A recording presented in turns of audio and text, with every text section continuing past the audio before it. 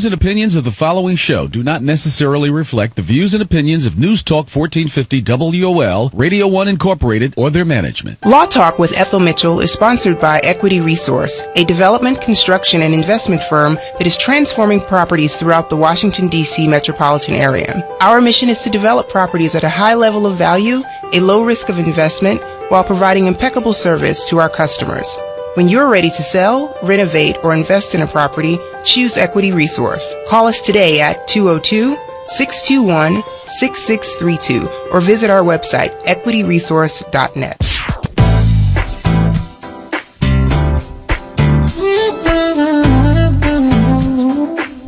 Good morning. Welcome to Law Talk with Ethel Mitchell. I am your host, Attorney Ethel Mitchell.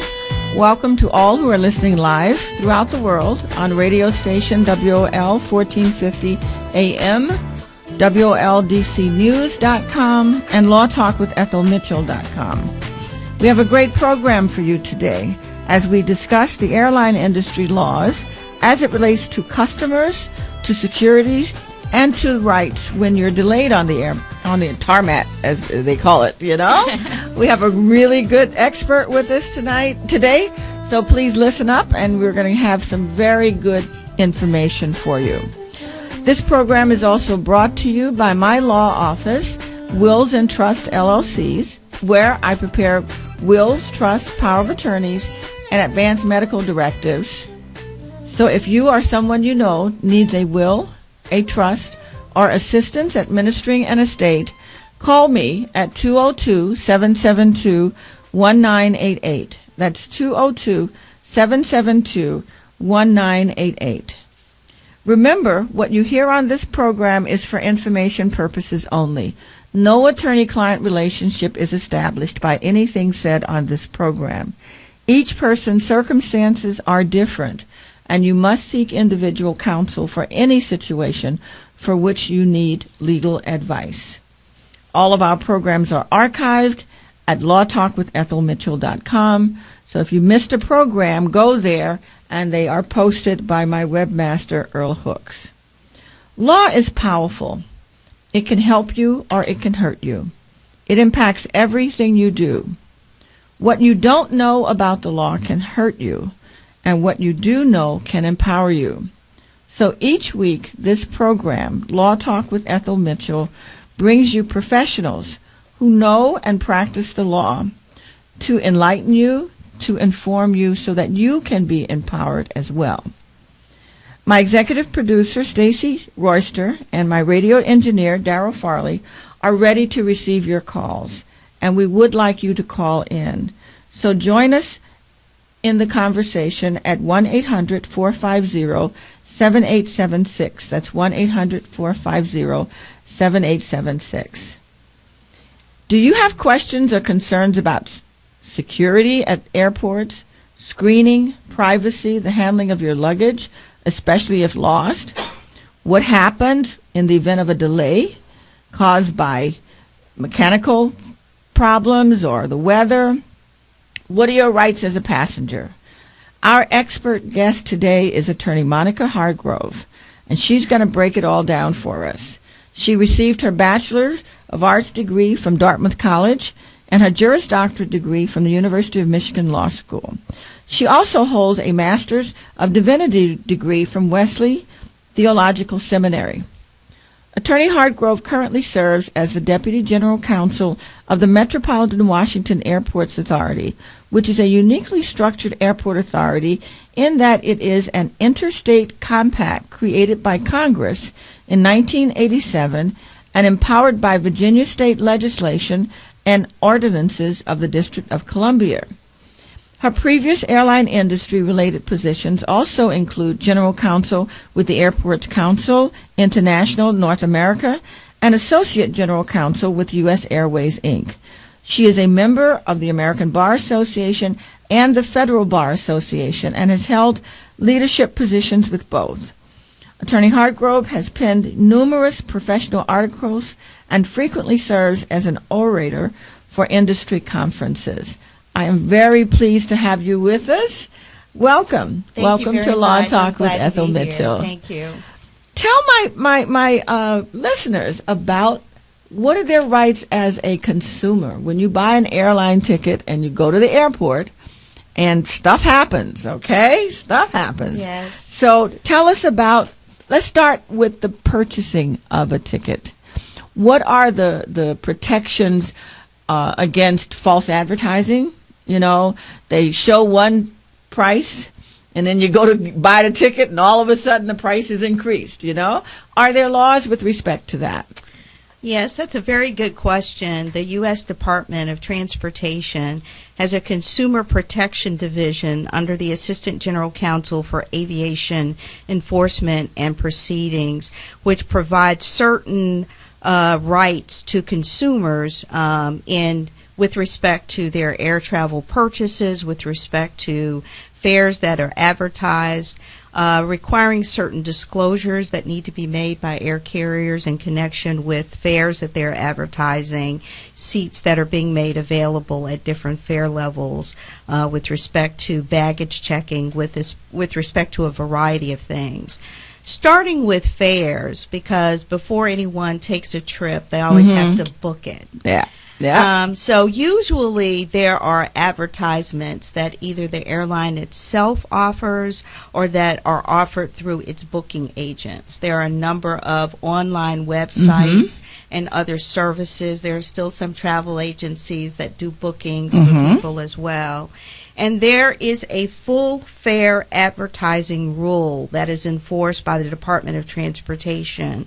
It requires all air carrier advertisements, whether they're through ticketing agents or through the air carrier itself, to provide details on the full fare, including all government fees and taxes that are mandatory in connection with a particular trip. You often hear airlines talk about ancillary fees. So if I want more leg room for a seat, I can pay more money to be seated in a certain area on the aircraft so that I have more leg room. There are some airlines that don't include a free carry-on bag. You actually have to pay for the carry-on bag. Yes. There are some airlines that require you to pay for a checked bag or for a second checked bag. So some of those fees are ancillary. They're not mandatory. And some of them are included with the price of the ticket itself. The full fare advertising rule requires, with respect to any mandatory fares, that they must be disclosed in connection with the ticket price that you see advertised. Okay, so when you see the ticket price, it should include government fees, anything that's mandatory. Correct. Okay, but they can tack on so-called ancillary fees. Yes. That they may not disclose until you get there. Actually, when you click on a fare, in addition to giving you the full price of the fare, there should also be disclosures with respect to other services that one can opt into. Okay, so if and they cost. And what they cost. Okay. So that you have a sense of what those are before you get to the airport. But typically, or often, those tickets or those fees aren't charged until later. They're not part of the fee that's charged for the fare for the ticket that you're actually booking. You can opt to do those later. So, for example, you've often booked, I'm sure, online, and you had the opportunity to make your seat selection, and they will ask you at that time, are you checking a bag or not? If the checked bag is a fee that is required to be paid as a secondary fee, then you don't have to pay that at that time. But if the bag is included with the ticket price, then that would be disclosed. That would and be it disclosed would be at that price. Okay. Yes. Okay. Yeah, because I have been caught trying to get a cheap fare. Yes. And then I bring my little bags, especially during Christmas. Yes. I ended up paying more for my bags than I did to fly on the plane. Yes. When you add up the bag fee going and coming, Yes. Then that came out to be over $100. I'll never forget that. So the disclosures are still there, even though the full price that you pay for the ticket may not include the opt-in services. Right. So that at the time you book that ticket, you should understand that there might be additional charges And what they are. and what they are for additional bags. Yeah, you all watch out for that. And each airline may have different policies and practices. Yes. So it behooves a smart consumer to kind of learn which carriers charge for a carry-on bag, which carriers include that in the price of the ticket, which carriers give you one free checked bag, which ones make you pay for the first checked bag, so that when you are living on a budget or within a budget, you are estimating the full cost of the travel experience, right? Based on the disclosures that are available. Yes. And don't get caught just because it's a discount airline. Exactly. The low-cost carriers often have a different way of packaging their ancillary services, and so you really have to pay attention to the fine print that is disclosed. And if you're booking through an online reservations agent, you can ask all those questions. If you're looking on the website, don't just click the lowest fare without reading all the associated explanations of what other fees might be applied. Right. We're talking with attorney Monica Hargrove. Give us a call if you have questions at 1-800-450-7876, 1-800-450-7876. We have to take a break right now. When we come back, we'll continue the conversation. 1450 WOL, where information is power. Oneness Mobility would like to invite you and your family to their 4th annual open house, Saturday, May 16th from 10 a.m. to 2 p.m. Come and salute National Mobility Awareness Month with lots of free food, fun face painting, witty clowns, great music provided by DJ Keith Touch, with lots of family fun. So join the Oneness Mobility Resource Center, Independence Now, the Prince George's County Persons with Disabilities, and many, many more vendors and exhibitors. Oneness Mobility installs vehicle equipment for persons with disabilities, the only African-American business of its kind in the country. They service church and business fleets. They also have vehicles for sale. Learn more. Call 301-568-6686. That's 301-568-6686. Come to the Oneness Mobility Services Open House Saturday, May 16th. Located 7701 Penn Belt Drive, Forestville, Maryland. Today in school, I learned a lot. In chemistry, I learned that no one likes me. In English, I learned that I'm disgusting. And in physics, I learned that I'm a loser. Today in school, I learned that I'm ugly and useless. And in gym, I learned that I'm pathetic and a joke. In history, I learned that I'm trash. Today in school, I learned that I have no friends. In English, I learned that I make people sick. And at lunch, I learned that I sit on my own because I smell. In chemistry, I learned that no one likes me. In biology, I learned that I'm fat and stupid. And in math, I learned that I'm trash. The only thing I didn't learn in school today? The only thing I didn't learn today? The only thing I didn't learn is why no one ever helps. Kids witness bullying every day. They want to help, but they don't know how. Teach them how to stop bullying and be more than a bystander at stopbullying.gov. A message from the Ad Council. When I grow up, I want to be a new pair of blue jeans. When I grow up, I want to be a kid's first computer. When I grow up, I want to be a glass countertop in a new home. When I grow up, I want to be a kid's best birthday present. When I grow up, I want to be a football stadium. When I grow up, I want to be a warm fleece on a cold day. When I grow up, I want to be a fancy backsplash. I want to be a bike that races around the country. When I grow up, I want to be a bench on a forest trail. I want to be a rocking chair on a sunny porch. I want to be a skyscraper. I want to be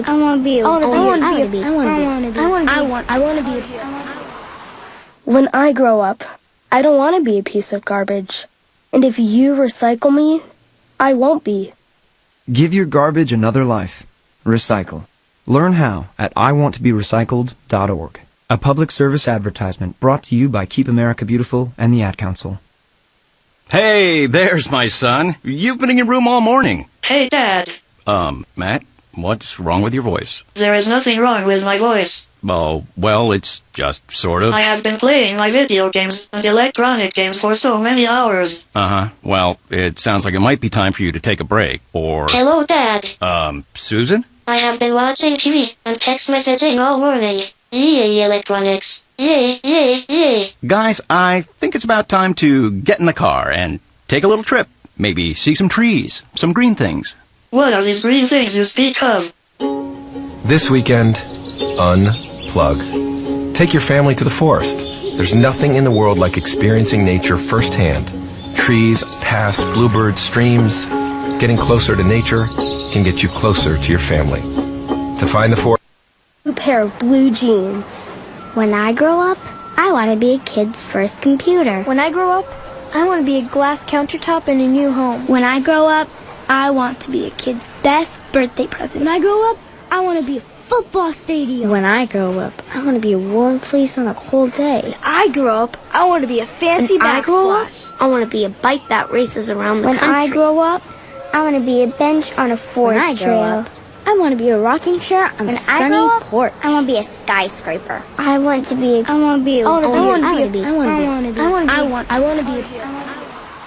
When I grow up, I don't want to be a piece of garbage. And if you recycle me, I won't be. Give your garbage another life. Recycle.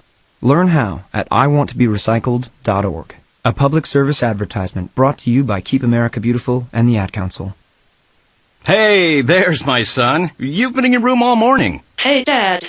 Matt, what's wrong with your voice? There is nothing wrong with my voice. Oh, well, it's just sort of. I have been playing my video games and electronic games for so many hours. Uh-huh. Well, it sounds like it might be time for you to take a break, or... Hello, Dad.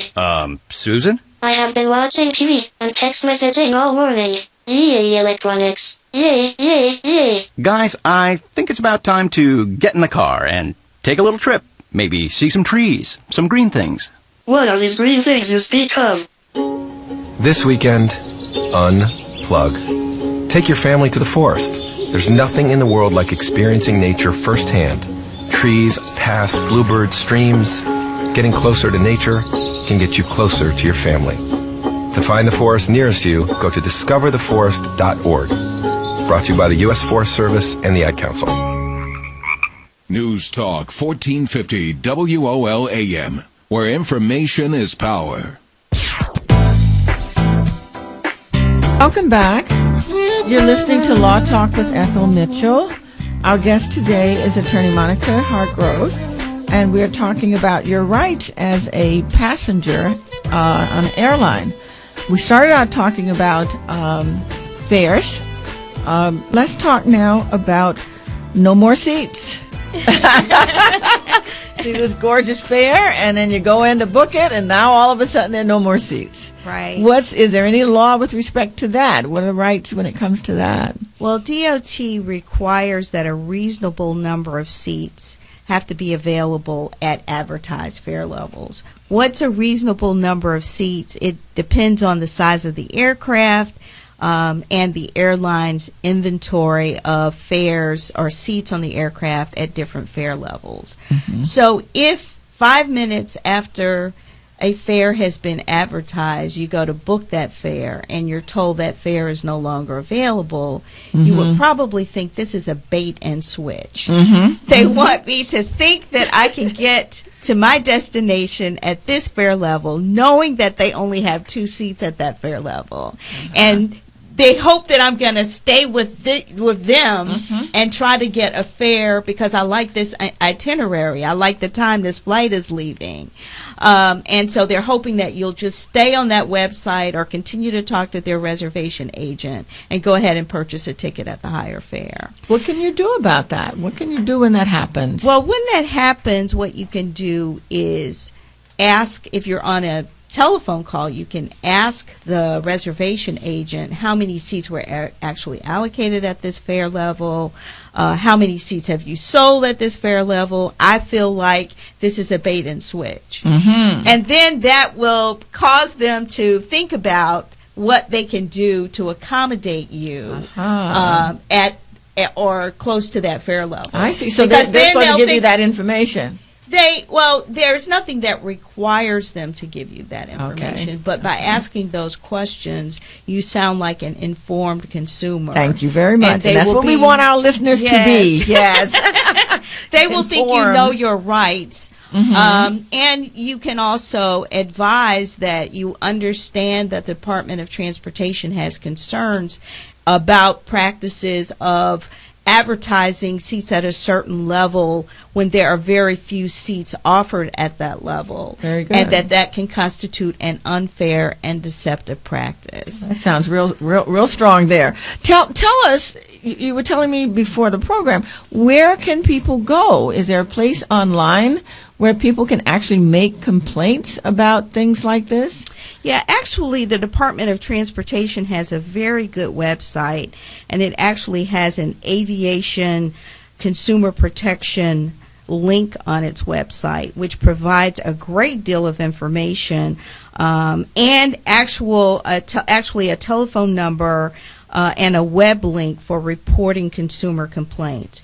So consumers with concerns about advertising issues or airline service complaints and comments can contact this office at 202-366-2220 and register a complaint. The website also provides a web link where online comments or concerns can be sent to that office. What is the web address?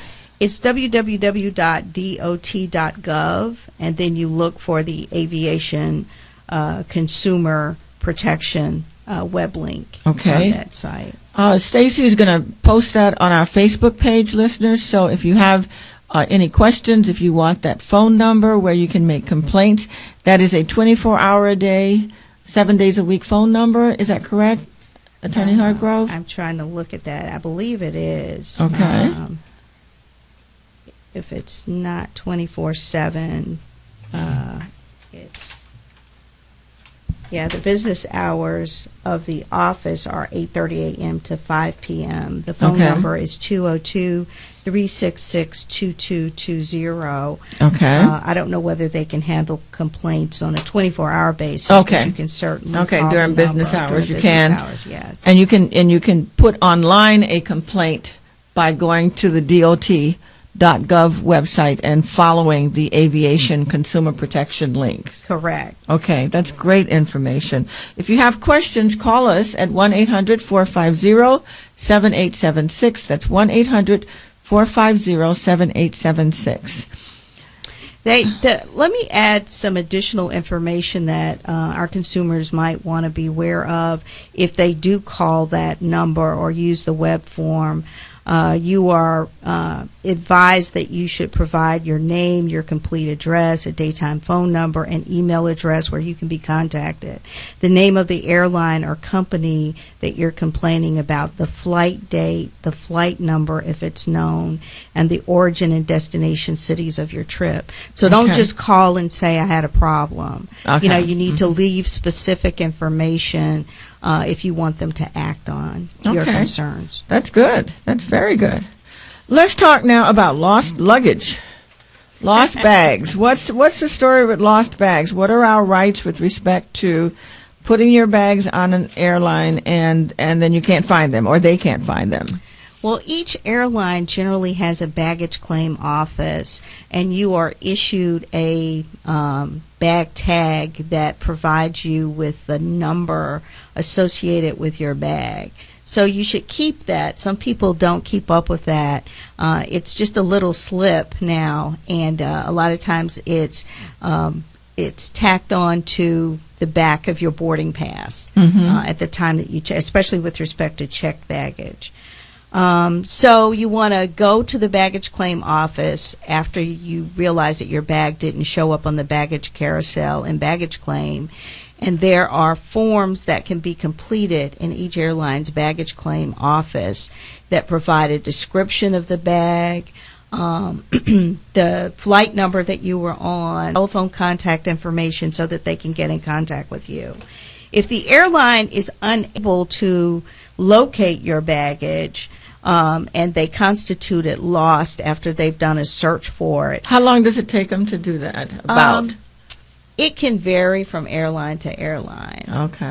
But they should, do a search pretty quickly after the flight lands and you're unable to locate the baggage. But airlines must cover all reasonable, actual, and verifiable expenses related to baggage loss, damage, or delay, and the amount that they have to cover is up to at least $3,400, and that reflects an increase from $3,300 effective June 6, 2013. The rule applies to any air carrier that provides charter or scheduled passenger service in domestic air transportation on flights where any segment used an aircraft with the seating capacity of more than 60 seats. So it doesn't apply to the smaller aircraft. I see. But to the bigger aircraft. So once you've filed your baggage claim with the airline, you're entitled to compensation for up to that amount. And they stress that it has to be reasonable, actual, and verifiable expenses. So if you're traveling with bags that contain very expensive personal items like a fur coat or expensive jewelry, it would behoove you to take pictures of those items in advance for your personal information and to be able to demonstrate once you submit your baggage claim information. That was my next question. Yeah. How do you prove? Yeah. So it's based on your word, but if you've taken pictures of things that you had in that bag, it would help you. It'll help. Yes. Do you need to have like the tickets or anything, or be able to prove that's how much you spent for it? What they would ask, they said verifiable expenses, whether they're going to repay you the actual cost that you paid for. I mean, they're going to ask you how long you had it. Yeah. They're going to apply some deflation index, I'm sure, to say it's not worth what you bought it for 10 years ago. So they're going to do some reasonable estimate of what is fair to repay you for the cost of the items that were lost in your baggage. That's good to know. It's very good to know. We're talking with Attorney Monica Hargrove. Give us a call if you have questions at 1-800-450-7876. Talking about what happens when you are on an airplane and what are your rights.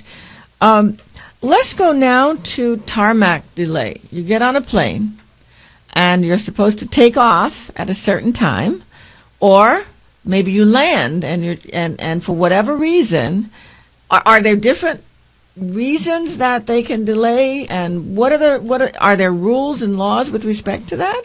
Tell us. Well, there is a tarmac delay rule that the Department of Transportation also enforces because, as you just said, Attorney Mitchell, oftentimes unexpected situations can develop that cause an aircraft not to take off at its scheduled takeoff time.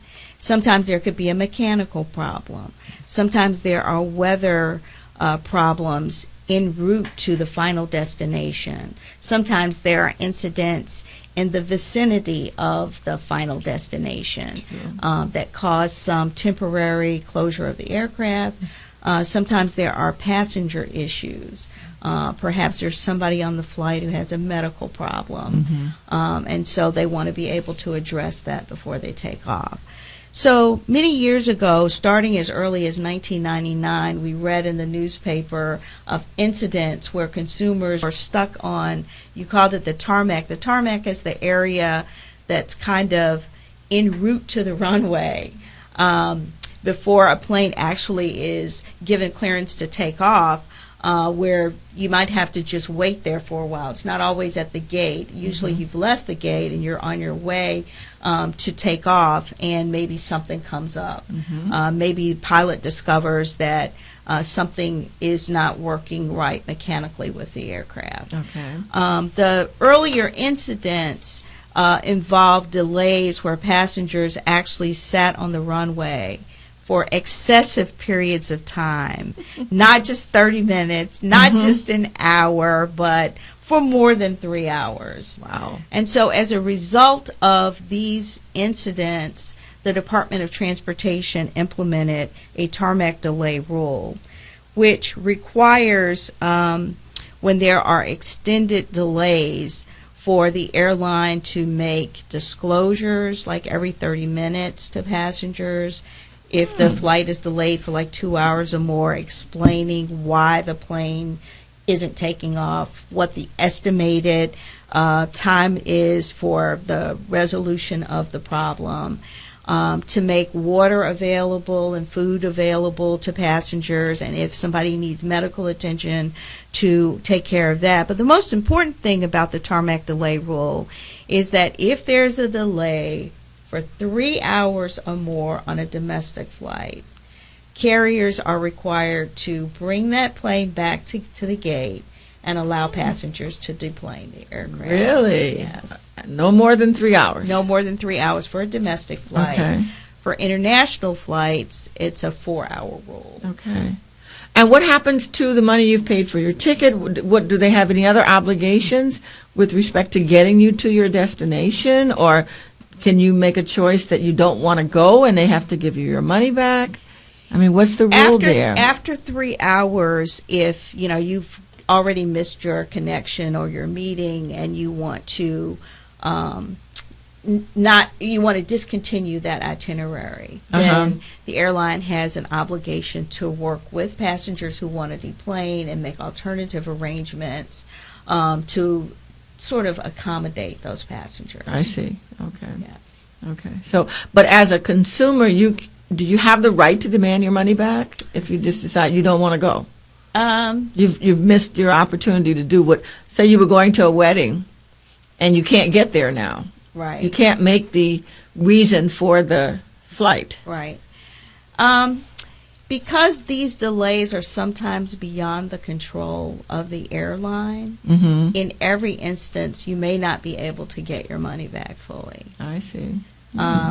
It's like if there's a weather delay and that's the cause of a cancellation of a flight, That's an idea. the carrier does not have the obligation to refund you your money. They can accommodate you by helping you make alternative arrangements, but they're not required to, give you an overnight hotel room. That was my next question. You must have read my mind.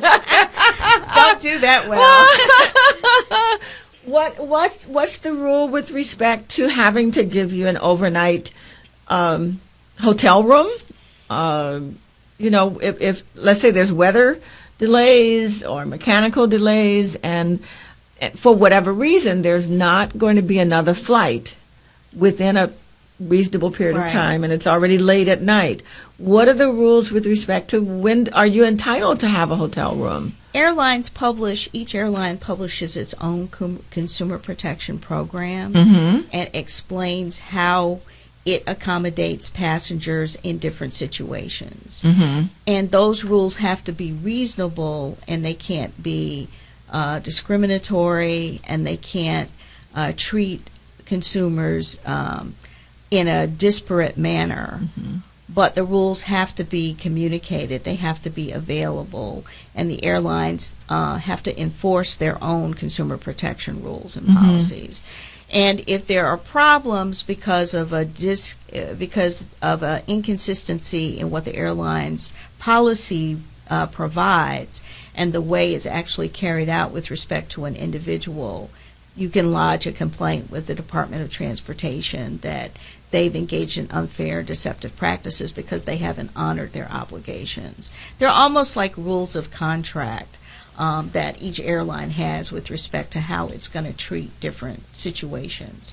So oftentimes airlines will treat situations involving circumstances that are beyond their control, like weather problems, like a storm, like a snowstorm that makes it impossible for them to land or take off at a particular airport. They have no control over that. So even though consumers have been inconvenienced and they weren't able to go on that flight, they have an obligation, usually under their policies, to accommodate you reasonably, to get you on the next flight, or to give you the benefit of a refund, or to waive fees that would have applied ordinarily because of a change of itinerary. And oftentimes you've seen on the news when there's a report of a storm incident that affects flights from a specific airport in our area, for example, that airlines are waiving all change fees and they are accommodating passengers to enable them to book alternative reservations. Most airlines will not have policies that provide for overnight accommodations at a hotel unless it's a circumstance caused by them. And those are, again, spelled out in each airline's consumer protection plans and policies. So are those policies online? I mean, can you go to the airline's website and find what those policies are? Usually you can. Each airline's website is different, and they're all set up so that you can book very easily. Oftentimes you will have to do a search in the search component of the website page and type in consumer protection policy and see what comes up. See what comes up, yeah. And if you can't get it that way, you can probably email them because they all have a contact us link. And you could ask for a copy of it. They could probably send it to you electronically. What about when they overbook a flight? Because, there was a time, I don't know if they still do it, but they used to overbook flights. And then people wouldn't show up, so it was okay. But if they did show up, then they would offer you a different ticket. Right. Sometimes they would offer you overnights, to spend the night and then come back the next morning and then you take the flight or whatever. What is there any general rule about that, or is that also something that has to do with the particular airline? There are voluntary and involuntary denied boarding procedures and requirements with respect to situations that occur because of airline overbookings. And airlines are supposed to try not to overbook, but they often have to work on or plan for the fact that some passengers may not show up for the flight. So each airline has its own or disclosures with respect to denied booking procedures. But DOT does have rules with respect to involuntary and voluntary denied booking, and imposes certain obligations on the carriers to accommodate passengers who are denied bookings because of an oversell situation. Oftentimes the airlines will make announcements when they know that they have overbooked in the gate area, and they will ask for volunteers. Right. And if volunteers come up so that they can accommodate everybody without triggering the formal requirements under the DOT rules, they prefer to handle it that way. Yeah. And then they will get you on the next flight. There's no, sometimes you'll get an additional flight. Yeah. Free tickets. Yes, that works good. So, yes, there are rules that make sure that the carriers accommodate the passengers in those situations. Okay, that sounds good. We're talking with attorney Monica Hartgrove about airline rules and laws. What about when there is? Well, let's move away from the airlines right now. Not specifically away from them, but TSA. Let's talk about security and so forth. What are your rules with respect to security? What can security people do? We want to take a break in a moment right now, and when we come back, we'll talk about security. Okay? Okay, thank you. Yeah.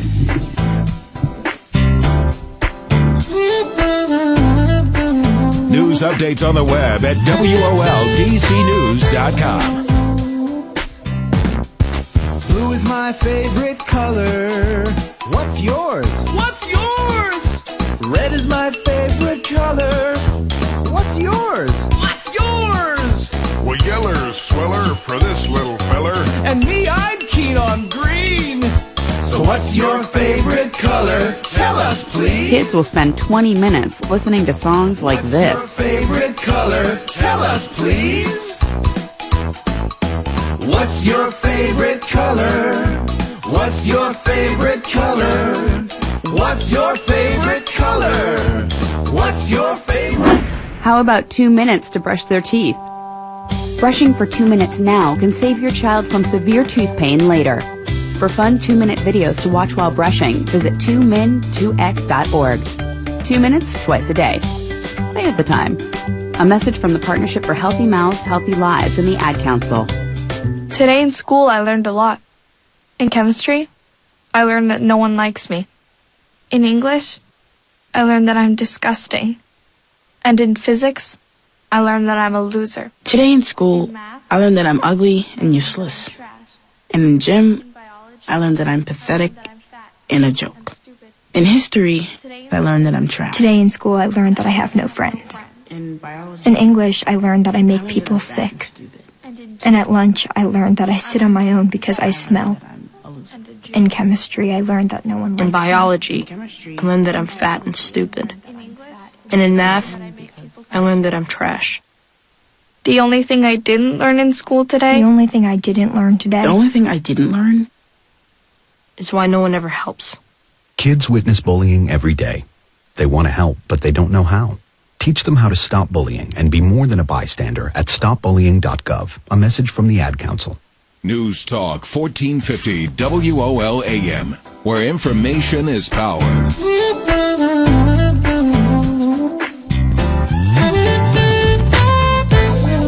Welcome back. You're listening to Law Talk with Ethel Mitchell. We are having a wonderful conversation with attorney Monica Hartgrove about rights of people when you're dealing with an airline.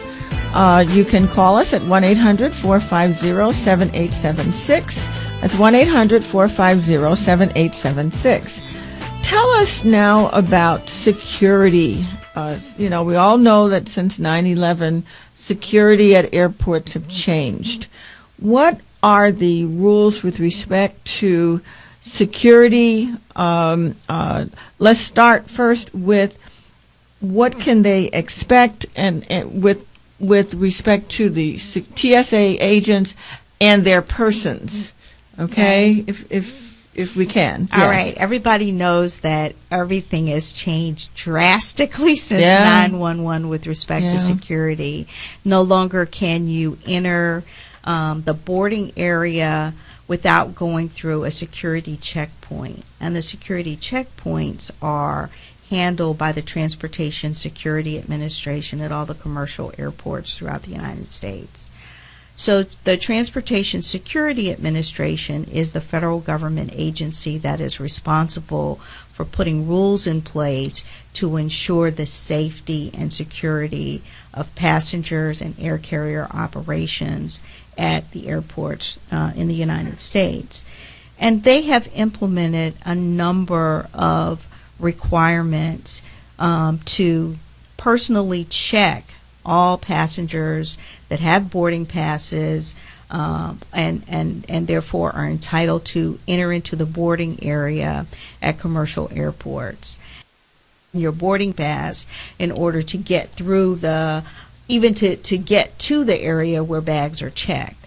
And then once you get to the area where you are checked, there are certain things that have to be taken off. Mm-hmm. Your bags have to go through a screening imaged detector to determine if there are inappropriate things that you're carrying in your carry-on luggage.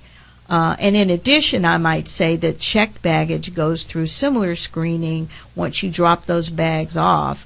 TSA has image screening devices to check those bags to make sure that prohibited items or items that would create a security risk are not in even checked baggage items. Okay. So we don't even lock our bags anymore. Right. Because they have to be able to get in them. But as you go through security, you know that, unless you're part of some risk-based security system like PreCheck that limits the amount of things that you have to take off. You have to take your shoes off. You have to take anything that has metal off. So if you're wearing a belt, some ladies with certain jewelry items, all that stuff needs to come off. or when you go through security and the imaging machine checks your body to see if you're carrying anything on yourself that presents a security risk, it's going to trigger an alarm. If you have metal or you walk through with your cell phone, it's going to create a problem.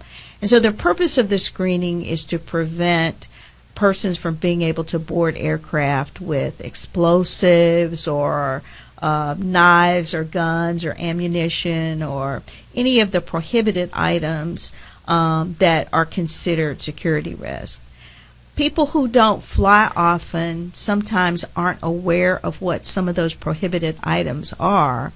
And to TSA's credit, they have a very good website that has a traveler information link on it, which includes a great deal of information about what items are prohibited, so you know not to try to carry those on the flight. And they have rules for liquids, aerosols, and other contained items that cannot be carried over certain amounts. So ladies, you have your favorite fragrance and you just bought, that perfume, and you forgot to put it in your check bag, and it's in a bottle that exceeds 3.4 ounces. Not surprisingly, they're going to take that and they're not going to let you carry it on the airplane. And so with respect to lotions and cosmetics and beverages that are carried on, they have to be carried on in less than 3.4 ounce packages. And they have to be carried on in no larger than 1 quart size plastic bags, so that they can undergo security screening very conveniently. So these are just ways in which security requirements have changed since 9/11, and which would warrant a consumer who doesn't fly frequently to check what the rules are, to check what type of ID they're going to need to board a flight, and to find out what they can carry in their check bags and what can't be checked at all. So if you Google TSA, was it Transportation Security Agency? Administration. Administration. Security Administration, okay. Yes. And that information will be on their website. Yes, and their website is www.tsa.gov and /traveler-information. Okay. And that's where you can get all the traveler information. Very good. On a variety of different subjects. Good for people to know. Stacy, would you post that, please, on the Facebook page? So listeners, you can go to our Facebook page and look up all this great information that Attorney Hargrove is giving us. Is there something, we're going to wrap up this section now because I have to go into some new things that are coming up. What last words, please, Attorney Hargrove? What do you want people to know in particular about traveling on our airlines? Is it still safe? Yes, the safety record with respect to domestic air travel has been very good in the United States. A different agency from the Department of Transportation called the Federal Aviation Administration is charged with the rules and overseeing the safety of aircraft operations generally. But I think that informed consumers make better choices. They are more aware of what their rights are, and they have a better sense of what they can do to ensure that the air travel that they book is consistent with what their expectations were. And thankfully, we have federal government agencies that provide very good consumer information that is helpful in preparing consumers for their upcoming flight plans. Yeah. So I would just encourage any consumer that is booking a flight to look at your options, to make sure you pay close attention to the rules with respect to the fares that are being booked, so that you have a really good sense of what it's going to cost you to take a flight, to book to be able to check the bags that you need to carry, and to be able to keep an inventory of what you actually carried in those bags in case bags are lost. There are very good consumer protections offered from the Department of Transportation's Aviation Consumer Office, and if you're aware of what that office provides, you can make sure that your rights are protected. That's important. And we didn't get a chance to go into rules with respect to passengers who are 75 years or over, but can you find that information online as well? That information with respect to security checks especially is available also on the Department of Transportation's Aviation Consumer Web Link page. And generally the extensive requirements with respect to pat-downs and security checks involving persons under 75 don't apply to passengers 75 and older. Okay. The risk associated with their travel is not deemed as great, and TSA has accordingly modified the That's good to requirements know. in terms of what they have to take Yeah. off and that kind That's good, yeah, because if we're carrying our mother or grandmothers and Right. grandfathers and so forth, you want to make sure they're comfortable. Correct. That's good to know. Thank you. Thank you very much. You've given us some really good information. Thank you for the opportunity to be a guest on your show. I Oh. enjoyed it, and I hope the consumers who will listen to the show benefited from some of this information. Well, thank you for coming. Thank you for sharing. We are. There are several announcements I wanted to make for my listeners to know. Number one, many of you know the More Better man, Raymond Woods, Mr. Raymond Woods, who died. His daughter is continuing his work. LaVon Woods has created the More Better Man Foundation.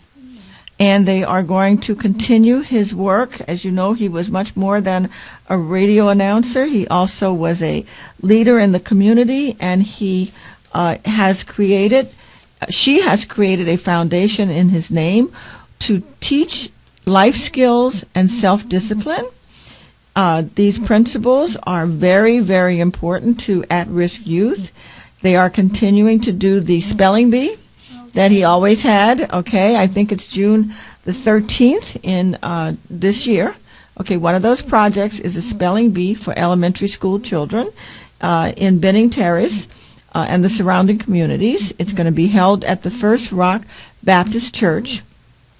She's asking for donations from generous individuals and businesses because they are offering over $1,000 in prizes to these children in the spelling bee. So she would appreciate it if you were to make a contribution to her, to the More Better Man Foundation, rather. Her name, as I said, is LaVon Woods, and you can send that a check or money order payable to the More Better Man Foundation at 530 Edgewood Street Northeast, Washington, D.C. 20017. Okay, make your checks payable to the More, M-O-R-E, Better Man Foundation. I'm going to have Stacy post that on our website.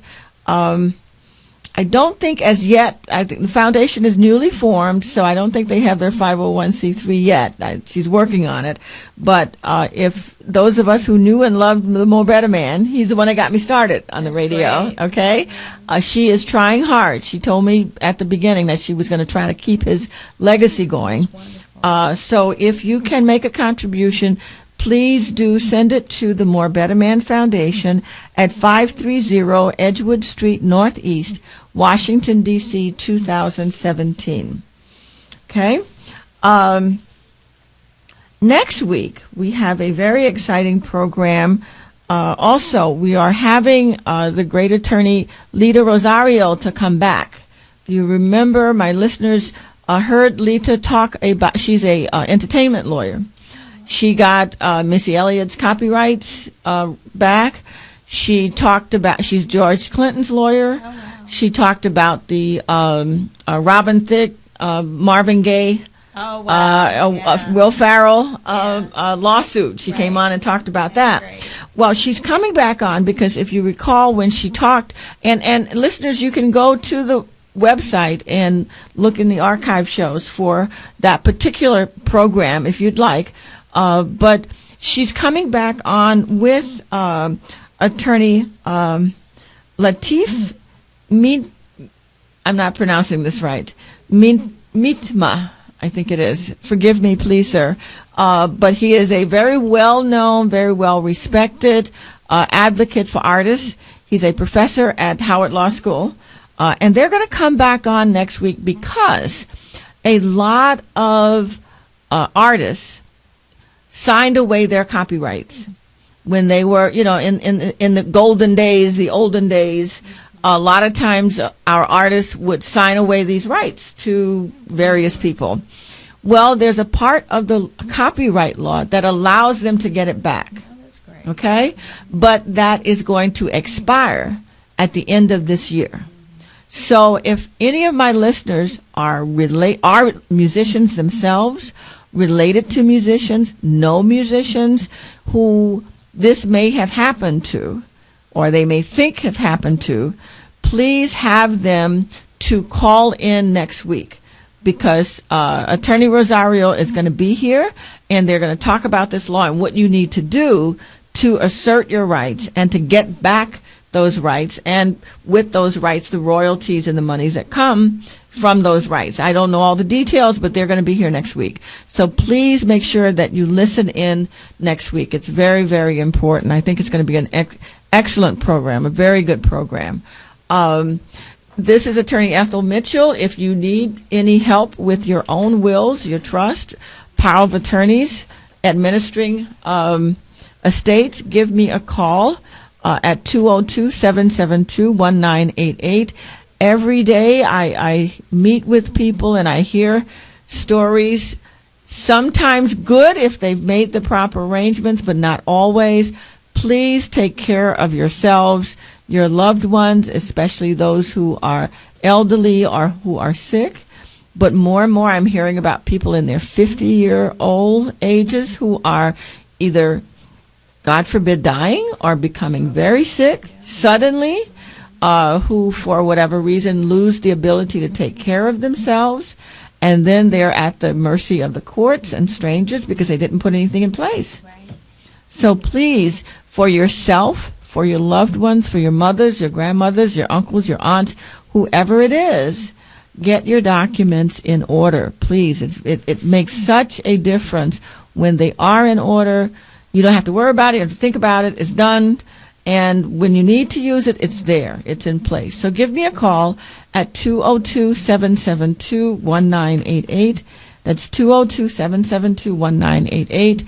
And I do make presentations at churches, at organizations, about this subject matter, where I explain to you what you need and why you need it, what you need to do, and what the consequences are when you don't do it, because it's huge. It really makes a big difference. There's such a difference when you have a will and when you don't have a will. It's just a huge difference. There's such a difference when you have a power of attorney, for example. You get sick, somebody needs to sign your checks. Somebody needs to pay your bills. Somebody needs to be able to take care of your legal and financial matters. And God forbid if you have children and nobody's in place. Nobody's in place to take care of them. Nobody's in place to manage the money you leave for them. A lot of people have these big insurance policies, but then the money goes to the children. The courts aren't going to let the children get them. It doesn't automatically go to the parent. So please make sure that you put these legal protections in place. The law provides for them, and you should definitely take advantage of it. This is Attorney Ethel Mitchell. I hope you've enjoyed the program, and we will be back next week with some more very good information for you. Have a good week.